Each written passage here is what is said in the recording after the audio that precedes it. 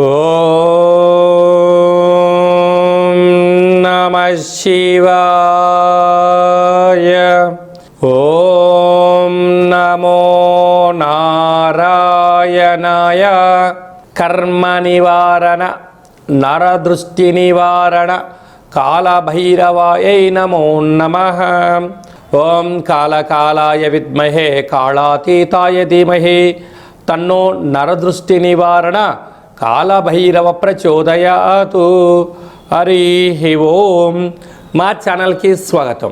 చూస్తున్న వీక్షకులకు ప్రేక్షకులకు ప్రియ కాళభైరవ భగవద్బంధులకి స్వాగతం పలుకుతూ మమ్మల్ని ఎంతగానో ఆదరిస్తూ ఉండబడినటువంటి ప్రియ సోదర సోదరీమణులకు ఎవరిపైనను గ్రహణం దోషం లేకుండా, గ్రహణం యొక్క శూల ఎవరిపైన పడకుండా అందరికీ ఐశ్వర్యాన్ని ఆనందాన్ని ప్రసాదించాలని, అలాగనే తెలుగు సంవత్సరానికి వీడుకోలు పలుకుతూ కొత్త తెలుగు సంవత్సరానికి స్వాగతం పలుకుతున్నటువంటి కాల సమయంలో కనుక అందరికీ ఈ సంవత్సరంలో జరిగినటువంటి అద్భుతాలు ఐశ్వర్యాలు అలా జీవితకాలంలో నిత్యము ఐశ్వర్య ఆనందంగా గడపాలని, సకల అష్ట కష్టాలకు స్వస్తి పలుకుతూ నూతన అధ్యాయ జీవితంలో సువర్ణ అధ్యాయానికి స్వాగతం పలకాలని కోరుకుంటూ అందరికన్నా ముందుగా శ్రీ పరాభవనామ సంవత్సర పండగ శుభాకాంక్షలు.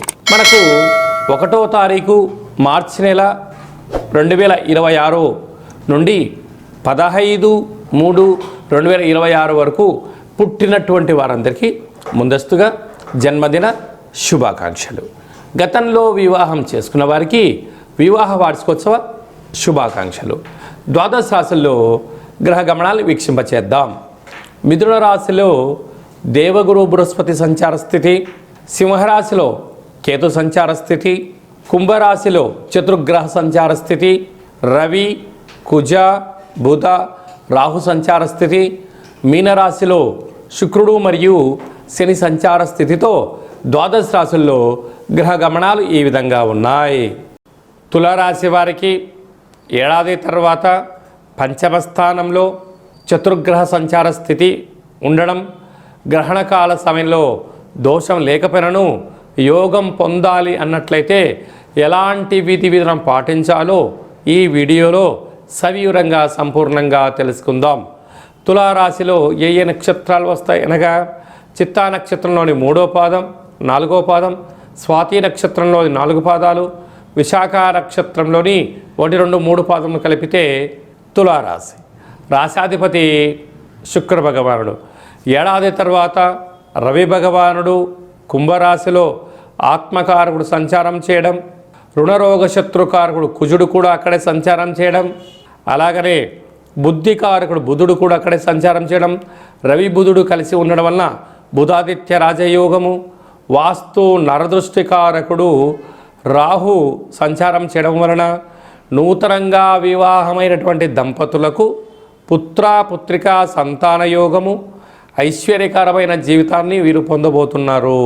అదే కాకుండా 6వ స్థానంలో శని భగవానుడు సంచారం చేయడం వలన, అక్కడే శుక్రుడు కూడా ఉండడం వలన మీ యొక్క బ్యాంకు లావాదేవీలు, ఓటీపీలు దొంగలించబడే పరిస్థితి ఉంది. మీ యొక్క వాహనాలను పరాయి వారికి ఇవ్వద్దు. అలాగనే చలానాలు పొంచి ఉన్నాయి. రుణ సమస్యలు, రోగ సమస్యలు పొంచి ఉన్నాయి. కనుక ఇలాంటి కాల సమయంలో వీలైనంత వరకు సత్ప్రవర్తన, ఆధ్యాత్మిక చింతన చాలా అవసరం అని చెప్పి గుర్తుపెట్టుకోగలగాలి. భాగ్యస్థానంలో గురు సంచార స్థితి ఉండడం వలన వృత్తులలో, ఉద్యోగాలలో, వ్యాపారాల్లో ప్రమోషన్స్ రావడం, ఉన్నతమైన జీవితాన్ని కూడా పొందబోతున్నారు. అలాగనే ఏకాదశి స్థానంలో కేతు సంచార స్థితి, ఏకాదశంలోనే గ్రహణం జరుగుతుంది కనుక గ్రహణకాల సమయంలో దోషం లేకపోయినను సంచరించకుండా, భోజనం చేయకుండా, వివాదాలకు దూరంగా ఉంటూ, ఆధ్యాత్మికంగా ఉంటూ సత్ప్రవర్తనగా మీరు ఉండగలిగినట్లయితే సకల దోషాలు తొలగి వచ్చేటువంటి గ్రహణకాల సమయం వరకు ఐశ్వర్యం కలుగుతుంది. అలాగే తెలుగు సంవత్సరాది చివరి అష్టమి తిథి యందున కూష్మాండ దీపాన్ని వెలిగించి కాలభైరవ అష్టకాన్ని వినడం, చదవడం, వ్రాయడం వలన యోగాన్ని పొందుతారు అని చెప్పి గమనించాలి. మార్చి నెలలో ప్రథమార్థంలో ముఖ్యమైన పండగల గురించి క్లుప్తంగా సవివరంగా సంపూర్ణంగా తెలుసుకుందాం. మనకు 3వ తారీఖు 3వ నెల 2026వ సంవత్సరంలో మనకు చంద్రగ్రహణం జరుగుతుంది కనుక చంద్రగ్రహణము మధ్యాహ్నము 3 గంటలకు ప్రారంభమయ్యి సాయంత్రం 7 గంటల వరకు కొనసాగుతుంది కనుక 3 గంటల ముందరలోనే భోజనం చేయాలి కనుక 11 గంటల లోపనే అందరూ భోజనం చేయండి. గ్రహణకాల సమయంలో వీలైనంత వరకు తినడం, వాదించడం, కోపతాపాలకు అవకాశం ఇవ్వకుండా మౌనం, ధ్యానం, ఏకాగ్రత, సత్ప్రవర్తనగా ఉండగలిగినట్లయితే గ్రహణ దోషం తొలగి రాబోయే వచ్చేటువంటి గ్రహణం వరకు ఎలాంటి ఆటంకాలు ఉండవని చెప్పి గమనించాలి. గ్రహణకాల సమయంలో నిల్వ ఉండబడిన వస్తువులను ఆ రాత్రి కానీ మరుసటి రోజు కానీ దయచేసి భుజించవద్దు. నిల్వ ఉండబడినటువంటి పదార్థాలలో దర్భను వేసి ఉంచండి. సకలమైనటువంటి గ్రహణకాల సమయంలో మంత్ర సాధన ఏదైతే చేస్తామో అద్భుతమైన ఫలితాన్ని, ఐశ్వర్యాన్ని కలిగిస్తుందని చెప్పి గమనించగలగాలి. 11వ తారీఖున పాల్గొన మాస బహుళ అష్టమి అంటే ఈ తెలుగు సంవత్సరాదిలో చివరి అష్టమి కనుక ఈ సంవత్సరంలో జరిగినటువంటి అష్ట కష్టాలను తొలగించుకొని రాబోయేటువంటి శ్రీ పరాభవనామ సంవత్సరానికి స్వాగతం పలుకుతున్న కాల సమయంలో ఇంటిలో శుద్ధి పెట్టుకొని నింబకుస్మ దీపాన్ని కానీ, నారికేల దీపాన్ని కానీ, అలా కుష్మాండ దీపాన్ని కానీ పెట్టి కాళ్ళ భైరవ స్వామి యొక్క స్మరణ, ధ్యానము చేయగలిగినట్లయితే సకల అష్ట కష్టాలు తొలగిపోయి ఈ సంవత్సరంలో మనపైన ప్రసరించినటువంటి నరదృష్టి, శత్రు ప్రభావాలు అన్నీ తొలగిపోతాయని చెప్పి గమనించాలి. అలా కుదరలేనటువంటి వారు ఈ కింది నెంబర్ సంప్రదించినట్లయితే మన యొక్క దేవాలయంలో నిత్యము కాళ్ళభైరవ హోమ కార్యక్రమాలను ఆచరింపచేయడం జరుగుతుంది కనుక అందరికీ వీడియో కాల్ ద్వారా చూపించి మీ గోత్రనామములతో కాళ్ళభైరవ పూజ హోమ కార్యక్రమం చేయించి ప్రసాదంను మీకు పంపించడం జరుగుతుందని చెప్పి కూడా గమనించాలి. అలాగనే మీ వ్యక్తిగత జాతకం తెలుసుకోవాలనుకుంటున్నారా? మీ పేరు, పుట్టినటువంటి తేదీ, నెల, సంవత్సరం, పుట్టిన సమయాన్ని వ్రాసి మీరు పంపించగలిగినట్లయితే 100 సంవత్సరముల జాతకాన్ని సవివరంగా సంపూర్ణంగా వ్రాసి మీకు వాట్సాప్ ద్వారా పంపించి మీరు పుట్టినప్పుడు గ్రహ గమనాలు ఎలా ఉన్నాయి, ప్రస్తుతం ఎలా ఉంటున్నాయి, రాబోయే కాలంలో ఎలా ఉండబోతున్నాయో సవివరంగా సంపూర్ణంగా తెలియజేయడం జరుగుతుందని చెప్పి గమనించాలి.